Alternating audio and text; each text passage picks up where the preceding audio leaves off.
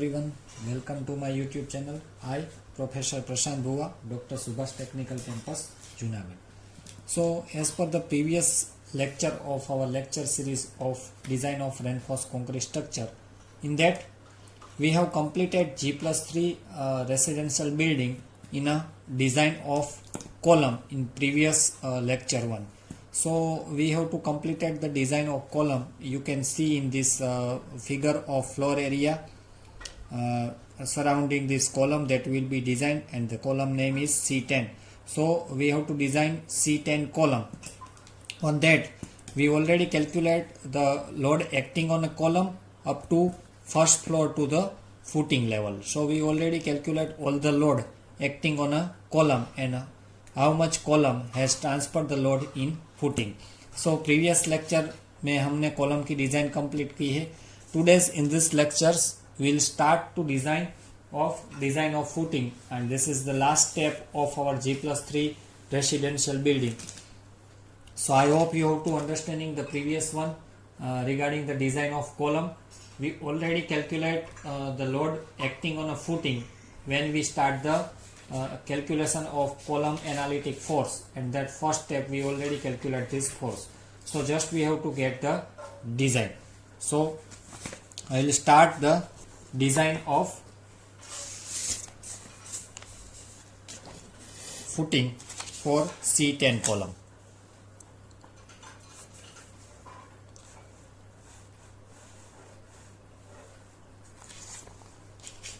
So we'll start with design of footing.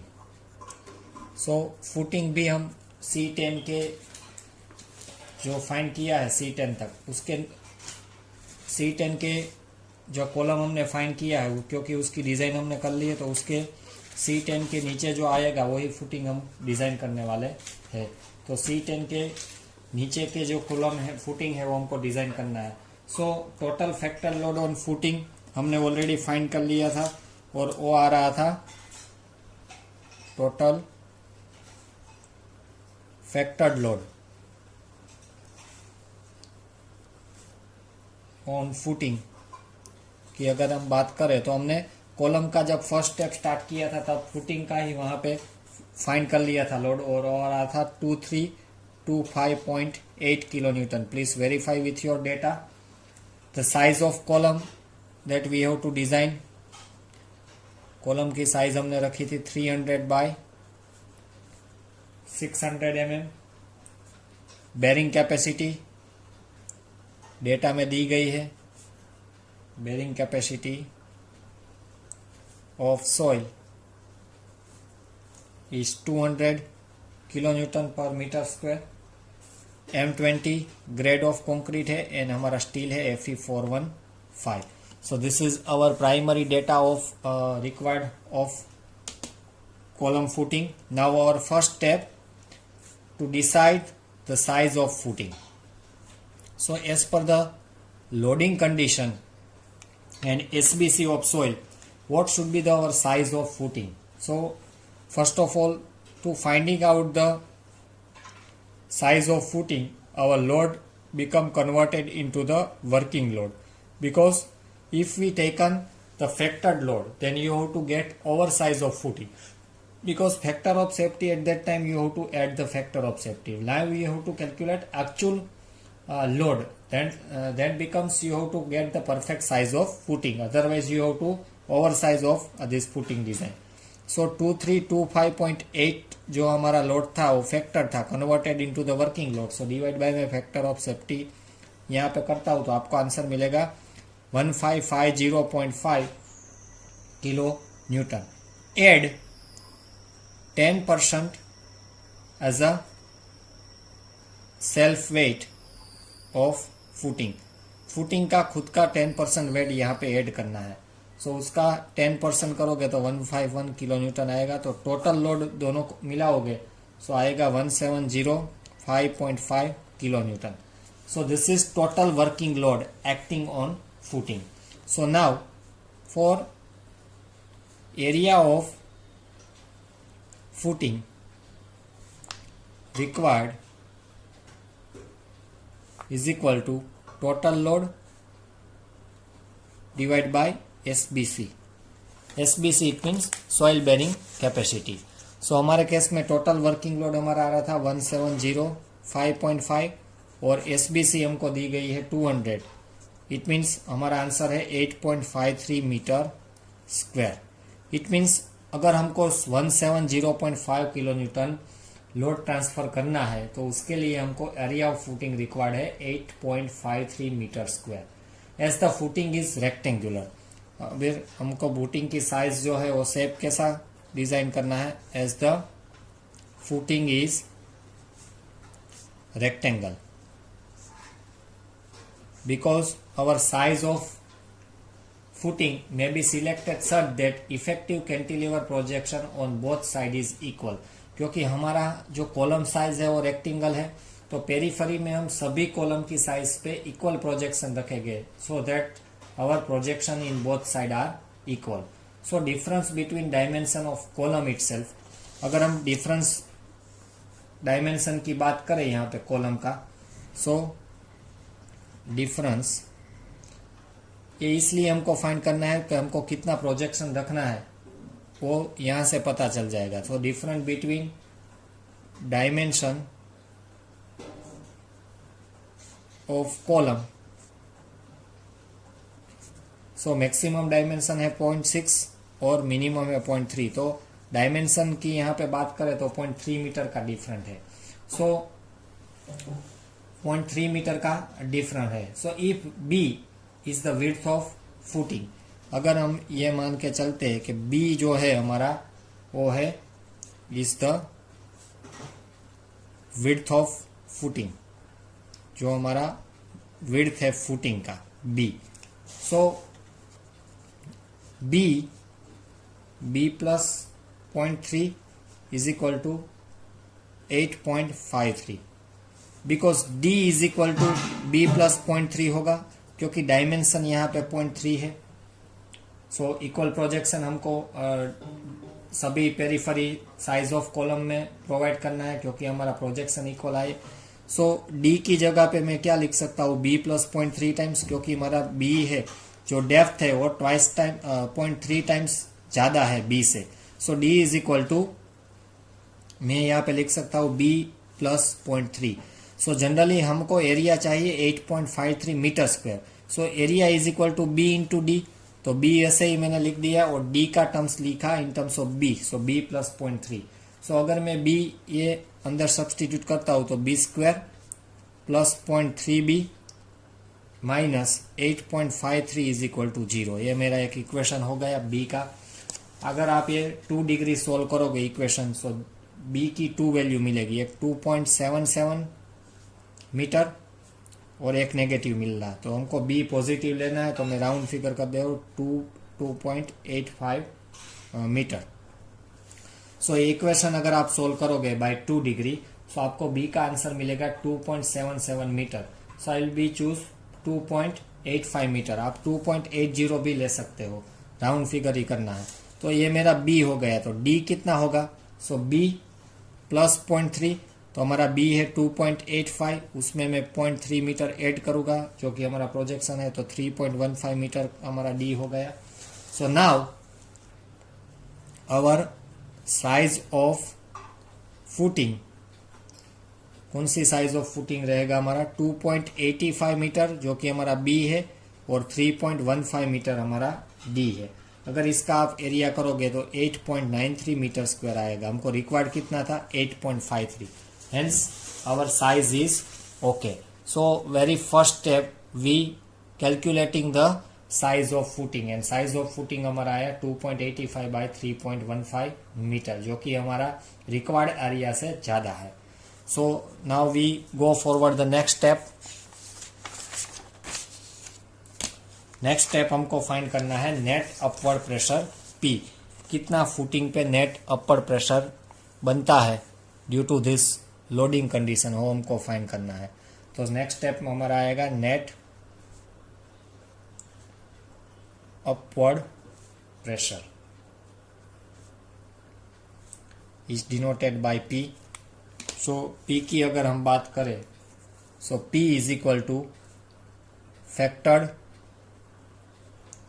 Column load, जो column से factor load transfer करना है, divide by area of footing provided, जो हमने provide किया है फर्स्ट स्टेप में। सो दोनों वैल्यू हमारे पास है 2325.8। यहाँ पे फैक्टर लेना है तो गलती से वर्किंग लोड मत ले लेना, क्योंकि यहाँ पे मेंशन ही है इक्वेशन में factored column load divide by area of footing provided. So इसलिए 2328.5 जो कि हमारा लोड था, और एरिया ऑफ फुटिंग हमने जो प्रोवाइड किया है उसका आ रहा था 8.98 मीटर स्क्वायर। सो अगर पी की बात करोगे तो आपको मिलेगा 1259 kilo Newton per metre square. This one is net upward pressure P. So अभी पी फाइंड हो गया है। नेक्स्ट स्टेप हमारा होगा बेंडिंग मोमेंट। अभी हमको बेंडिंग मोमेंट फाइंड करना है कितना कॉलम पे है। सो थर्ड स्टेप हमारा आएगा, थर्ड स्टेप में हम फाइंड करेंगे bending moment. Bending moment. So पहले मैं यहाँ पे एक फिगर ड्रॉ कर देता हूँ स्टॉप फुटिंग की, तो आपको पता चल जाएगा कैसे फाइंड करना है। तो 600 हमारा है, वो ऐसे आएगा, दिस इज 600, दिस इज 300।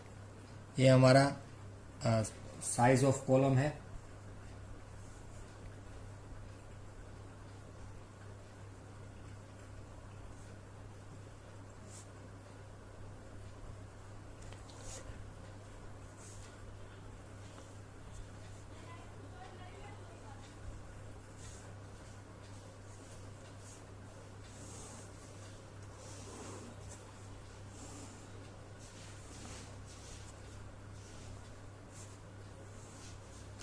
ये हमारा हो गया। तो हमारा जो डेप्थ है वो क्या आ रहा था फुटिंग की 3.150 मीटर, और जो हमारी विड्थ है वो क्या आ रही थी फुटिंग की 2.85 मीटर। सो ये हमारा साइज ऑफ फुटिंग हो गया। नाउ ये आपको अभी स्ट्रिप फाइंड करना है, तो ये हमारा 600 mm है। तो ये भी अगर आपको साइज चाहिए तो मिल जाएगी। टोटल हमारा कितना है 3150 mm। उसमें से 600 डिडक्ट करो, जो भी आंसर आया डिवाइड बाय 2 करो। सो 1275 mm यहाँ से यहाँ तक का, और यहाँ से यहाँ तक का भी 1275 mm आपको मिल जाएगा आंसर। सिमिलरली ओवर देयर ये भी कितना है 300 है। सो टोटल आप 2850 में से 300 डिडक्ट करो, जो भी आंसर मिलेगा तो उसका भी आंसर आएगा 1275। तो हमको ये दोनों कैंटिलीवर जो प्रोजेक्शन है वो दोनों एक्स और वाई डायरेक्शन में कैसा रखना है, सेम रखना है। And that's why we provide the equal direction. तो ये हमारा एक्स एक्स लाइन है और ये हमारा क्या है वाई वाई। सो अगर आप देखोगे एक्स एक्सिस पर और वाई एक्सिस पर दोनों पे कैंटिलीवर पोर्शन कितना है, जो प्रोजेक्शन है वो इक्वल है। तो यहाँ पे आपको अभी हमको नेट अपवर्ड प्रेशर फाइंड करना है, जो कि हमने फाइंड कर लिया है W। Now we find out the bending moment. So अगर UDL पहले हमको चाहिए, W क्या मिलेगा kilo Newton per metre. So UDL along X direction and UDL along Y direction, दोनों डायरेक्शन में हमको ये UDL first of all find करना है। I hope you have to understanding with the dimension of size of footing. This is our size of footing. उसमें से मैंने column की डेप्थ जो है फाइंड बात डिडक्ट कर दी थी, यहाँ पे विड्थ डिडक्ट कर दी। जो आंसर मिलेगा वो हमको इक्वल प्रोजेक्शन देगा। So next UDL along X direction की अगर हम बात करें, सो P मल्टीप्लाई बाय 2.85 है, जो कि X डायरेक्शन हमारा कितना है 2.85। हमको ऑपोजिट लेना है। सो P हमने फाइंड कर लिया है 259 मल्टीप्लाई बाय 2.85। तो हमको UDL मिलेगा 738.15 kilo Newton per metre. Similarly हम यूडीएल अलोंग वाई डायरेक्शन की अगर बात करें तो उसमें भी सेम रहेगा, P multiply by Y distance. तो वाई हमारा है 3.15, सो एक्स डिस्टेंस लेना है, अपोजिट लेना है, तो P है हमारा 259 मल्टीप्लाई बाय 3.15। सो आपको यूडीएल वहां पे मिलता है 815.85 kilo Newton per metre. So दोनों डायरेक्शन पे अभी हमारे पास यूडीएल है। So the critical section for bending moment are taken as a face of column. So please note it down, this is very important criteria as per the IS code is suggest. So what should be the critical section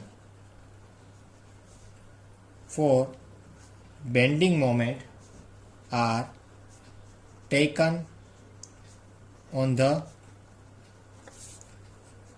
face of the column. So हमको bending moment का section लेने के लिए चाहे वो x axis हो और Y axis हो, दोनों में क्रिटिकल सेक्शन कौन सा लेना है? At the face of column, and that's why we have to choose this. Either you go for in X direction और you go for in Y direction. आपको क्रिटिकल सेक्शन लेना है at the face of column, and that's why we have to take this face of column. So अभी next हमको क्या find करना है? Moment. सो हमारे पास लेंथ है एक्स एंड वाई डायरेक्शन की, हमारे पास यूडीएल भी है एक्स एंड वाई डायरेक्शन दोनों का। So just we have to find out M U Y and M U X. M U Y की बात करें तो उसका डब्ल्यू एल स्क्वायर बाई 2, तो मेरा डब्ल्यू है 738.15 जो आ रहा था, और 1.275 मीटर स्क्वायर का ही लेंथ है मेरा एल डिवाइड बाई 2। तो वाई डायरेक्शन में मोमेंट मिलेगी 600 kilo newton into metre. M U X की बात करोगे तो वही इक्वेशन आएगा, डब्ल्यू एल स्क्वायर बाई 2। यहाँ पे मेरा डब्ल्यू है 815.85, लेंथ तो इतनी रहेगी, दोनों डायरेक्शन में इक्वल प्रोजेक्शन है, डिवाइड बाई 2, तो उसका मोमेंट आ रहा है 663.13 किलो न्यूटन इंटू मीटर। सो अभी हमने दोनों डायरेक्शन में मोमेंट फाइंड कर ली है ड्यू टू यूडीएल, और यूडीएल आ रहा था नेट अपवर्ड प्रेशर के लिए। So now we go forward the next step, and the step is nothing but depth of footing. Now we decide the depth of footing. हमने size find कर ली है फुटिंग की, उसके ऊपर का बेंडिंग मोमेंट फाइंड कर लिया है। Now we decide the depth of footing, what should be the our depth of footing. तो उसके लिए हम SP16 का यूज करेंगे, क्योंकि हमारे पास M U X is equal to moment का इक्वेशन है 0.138 FC के B into D X square. So M U हमारे पास एक्स डायरेक्शन में है 663.13, उसको मैं कन्वर्ट कर देता हूँ न्यूटन इंटू mm में। 0.138 FC के हमारा है 20 है, B हमारा है 750, और dx हमको फाइंड करना है। B कैसे 750 आएगा? तो अगर आप B की बात करोगे तो यहाँ पे आप फिगर में देख सकते हो, B हमारा है वो 600 है, और 75 mm हम प्रोजेक्शन इक्वल दोनों साइड पे ऑफसेट, जो ये आपको 2 लाइन दिखाई गई वो क्या है? 75 mm ऑफसेट हमने छोड़ा है। तो 75 इस साइड और 75 इस साइड, 150 टोटल हुआ। सो 600 प्लस 150, टोटल आपको B क्या मिलेगा? 750। That's why I choose 750 over there. यहाँ पे मैं लिख देता हूँ, तो आपको पता चलेगा B is equal to 600 plus 2 times offset, so आपको मिलेगा 750। Now we find out dx। तो अगर आप ये इक्वेशन सोल्व करोगे तो dx का आपको आंसर मिलेगा 566 mm। सिमिलरली MUy को कंसीडर करके क्या फाइंड करना है? डेप्थ फाइंड करनी है under the direction of y। So MUy की अगर बात करें तो वो आ रहा था 600 इंटू 10⁶ में कर देता हूँ 0.138, FC के तो 20 आएगा। B की अगर बात करें तो यहाँ पे B क्या आएगा? 350 प्लस 2 मल्टीप्लाई बाय 75, तो हमारा बी रहेगा 450. So 450 multiply by D Y square. अगर आप ये इक्वेशन सोल्व करोगे डी वाई का आंसर आएगा 695 mm. So we try overall depth. ये दोनों में से ज्यादा कौन सा है? अगर आप dx में देखोगे तो 566 आ रहा है और dy में देखोगे तो 695 आ रहा है. सो इट मीन्स ज्यादा डेप्थ है 695. इससे भी ज्यादा हमको ट्राई करना है क्योंकि इस is the trial and error method. So try overall depth 800 mm. हम ज्यादा ही यहाँ पे प्रोवाइड कर सकते. 700 है तो मैंने 100 बढ़ा दिया है 800. अगर आपका 750 आ रहा है so you have to choose S50. You can also choose 900. आपको डेप्थ ज्यादा बढ़ानी है क्योंकि ये हमारा स्मॉल डी है. उसके ऊपर से हमने ओवरऑल डेप्थ जो है वो ज्यादा लेनी है क्योंकि उसमें कवर और डायमीटर ऑफ बार ऐड आएगा. सो ये हमारा ओवरऑल डेप्थ है. तो अभी हम इफेक्टिव डेप्थ फाइंड करेंगे y डायरेक्शन में और इफेक्टिव डेप्थ फाइंड करेंगे x डायरेक्शन में. सो 800 हमारा ओवरऑल डेप्थ है. उसमें से कवर में बात कर रहा हूं डायमीटर ऑफ बाय 2, इसलिए उसका आंसर आएगा 6 क्योंकि हम 12 mm का डायमीटर यूज करने वाले हैं फुटिंग में. तो dx की अगर बात करें तो आएगा, dy की बात करो तो 744 mm. dx में क्या चेंज रहेगा 744 माइनस 12 क्योंकि दोनों डायरेक्शन में 12 mm का बार आएगा. सो dy जो dy की डेप्थ मिली है उसमें से क्या डिडक्ट करना है, एक diameter of bar. So 12 mm diameter of बार में बात कर देता हूं तो आएगा 732 mm. Now dx and dy दोनों डायरेक्शन में हम अलग डेप्थ तो नहीं प्रोवाइड कर सकते, इसलिए we have to take average depth.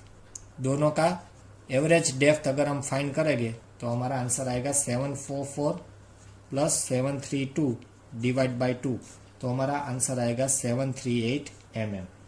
So this should be our average depth. And assume, यहाँ पे एक और अज्यूम करना है आपको एज डेप्थ. एज डेप्थ आपको अज्यूम करना है 230 mm. वो कहाँ पे यूज करना है वो मैं आगे आप बताता हूँ. यहाँ पे अभी आप नोट डाउन कर लो. Assume as depth 230 mm. So ये स्टेप में हमने डेप्थ ऑफ फुटिंग फाइंड किया है किसके सापेक्ष में, जो कि हमको MUX और MUY मिला था उसके सापेक्ष. Now we find out the reinforcement. अभी हमको क्या करना है, रेनफोर्समेंट फाइंड करना है along LX and along LY. So next step जो कि हमारा स्टेप 4 है उसमें हम फाइंड करेंगे रेनफोर्समेंट. तो 4th स्टेप में हमारा आएगा रेनफोर्समेंट. सो रेनफोर्समेंट की अगर बात करेंगे तो सबसे पहले हमको फाइंड करना पड़ेगा along X axis. Along X axis की हम बात करें so rectangle footing to the reinforcement in longer direction shall be space equally across the full width of footing. So generally क्या होता है, रेक्टेंगल फुटिंग अगर आप प्रोवाइड करते हो और उसमें रेनफोर्समेंट जब लॉन्गर डायरेक्शन में स्प्रेड कर दे तो equally across the full width of footing, तो पूरी विड्थ तक हमको वो है वो कंटिन्यू करना है. सो हमारे पास MU है, MUY. अगर हम x डायरेक्शन लेंगे तो MU कौन सा लेंगे, MUY. अगर हम y डायरेक्शन का फाइंड करेंगे तो MUX, बिकॉज रेक्टेंगल फुटिंग मैंने जो बोला है लॉन्गर डायरेक्शन में आपको स्प्रेड करना है. So MUY divide by BD square. So हम SP16 का ही यूज करेंगे तो MUY है 600 इंटू 10⁶. B हमारा है 450 और DY की अगर बात करोगे तो आ रहा था 744 स्क्वायर. तो हमारा MU अपॉन BD स्क्वायर आएगा 2.40. अगर आप SP16 पेज नंबर 48 देखोगे तो उसके हिसाब से PT आपको मिल जाएगा 0.798%. PT मिल गया तो AST मिल जाएगा. AST मिलेगा PT upon 100 B into D. B आपको यहाँ पे पता चल जाएगा वो 750 प्लस दोनों का ऑफसेट, तो AST आपको मिलेगा 2671.70 mm स्क्वायर. सो ऑलरेडी हमने डिसाइड कर लिया है कितने का हमको स्टील प्रोवाइड करना है. So provide 12 mm diameter just we find out the number. So 24 number अगर मैं यहाँ पे प्रोवाइड करता हूँ तो मेरा न्यू AST आ रहा था 2715 mm², जो कि मेरा रिक्वायर्ड से ज़्यादा है. सो हमको ऐसा नंबर्स ऑफ बार डिसाइड करना है जो रिक्वायर्ड से हमको AST ज़्यादा मिलता है. नाउ चेक फॉर क्रैकिंग अगर आपको पूछे तो करना है. इसके लिए अगर नहीं है तो दिया है डेटा में तो कोई चेक फॉर क्रैकिंग प्रोवाइड करने की ज़रूरत नहीं है. Next along LY. So next हमको फाइंड करना है स्टील अलोंग Y एक्सिस. सो Y एक्सिस की अगर बात करें तो MU कौन सा लेना है, MUX divide by B into DX². So MUX आप हमारा आ रहा था 663.13 इंटू 10⁻⁶. B हमारा था 750 और D आ रहा था 732². सो MU अपॉन BD² आ रहा था 1.65. So according to page number 48 HP16 PTM को मिल जाएगा डायरेक्टली 0.512%. सो अगर आप वो ग्राफ देखोगे तो आपको PT वहाँ से मिल जाएगा. Now since different between the two side of footing, so 0.3 हमारा प्रोजेक्शन था. So there is no need to provide the bends and the provide of reinforcement uniform spacing in Y direction. Bend की हमारी यहाँ पे ज़रूरत नहीं, हम straight बार ही provide करते हैं क्योंकि हमारा इक्वल जो प्रोजेक्शन है, दोनों प्रोजेक्शन इक्वल है और हमारा जो दोनों साइड का डिफरेंस है वो 0.3 है. It's means it's very small. अगर आपका दोनों साइज का फुटिंग का डिफरेंस ज़्यादा होता है, it means you should provide the steel in a bent up bar. Means हम लोग स्लैब में जो प्रोवाइड करते हैं अल्टरनेट बेंट अप. पर यहाँ पे अगर आप डिफरेंस चेक करोगे दोनों साइड का तो एक हमारा है 3150 और एक हमारा है 2850. तो हमको 0.3 मीटर ही डिफरेंस मिलता है. So it's very small. So now we find out the AST 0.152 divide by 100. B हमारा है 750 और D है C3. तो हमको AST मिलेगा 2810.90 mm². सो प्रोवाइडिंग 12 mm का डायामीटर तो हमारा फिक्स ही है. Just we find out number of bar according to SP16. तो 25 नंबर्स अगर मैं 12 mm डायामीटर का प्रोवाइड करता हूँ तो AST आता है 2827 mm². तो हमारा रिक्वायर्ड से ज़्यादा है. So we should provide 12 mm on 25. So X direction में हम 12 mm का 24 नंबर प्रोवाइड कर सकते हैं और Y में हम 12 mm का 25 नंबर्स प्रोवाइड करना है टू रजिस्ट दिस MUX और MUY. यहाँ पे चेंज क्या है, अगर आप अलोंग LY में फाइंड करते हो तो MUX और DX लेना है और अलोंग X फाइंड कर रहे हो तो MUY और DY यहाँ पे लेना है. वो दोनों मिस्टेक मत करना क्योंकि आपका स्टील है वो गलत आएगा. So this is all about the reinforcement in X direction and Y direction. So अभी आपको यहाँ पे बेंट अप बार प्रोवाइड करने की ज़रूरत नहीं है क्योंकि मैंने बताया आप दोनों फुटिंग का साइज देखोगे. सो B और डेप्थ में 0.3 मीटर का ही डिफरेंस है. So it's very small difference. So you doesn't require to calculating the bending steel. So this is all about the footing. In next lecture we will continue with the footing. यहाँ तक हमको footing की design करनी है. यहाँ पे design ख़त्म होती है. अगर आपको कैलकुलेट करना है check for 1 way shear and check for 2 way shear, that will be discuss in our next lecture and it will probably the last lecture of G+3. So this is the compulsory step. यहाँ तक 4 step आपको footing में compulsory करना है. कौन सा? First जो हमको है वो साइज ऑफ फुटिंग डिसाइड करना है. नेक्स्ट अपवर्ड प्रेशर फाइंड करना है. देन बेंडिंग मोमेंट फाइंड करना है दोनों डायरेक्शन में. बेंडिंग मोमेंट के ऊपर से हमको डेप्थ ऑफ फुटिंग फाइंड करना है. And finally this is the 4th step is nothing but reinforcement in footing X direction and Y direction. I hope you are to understanding this all the procedure of footing. Next lecture onward we will go for the 1-way continuous check and 2-way shear check for footing. Thank you student for watching this video.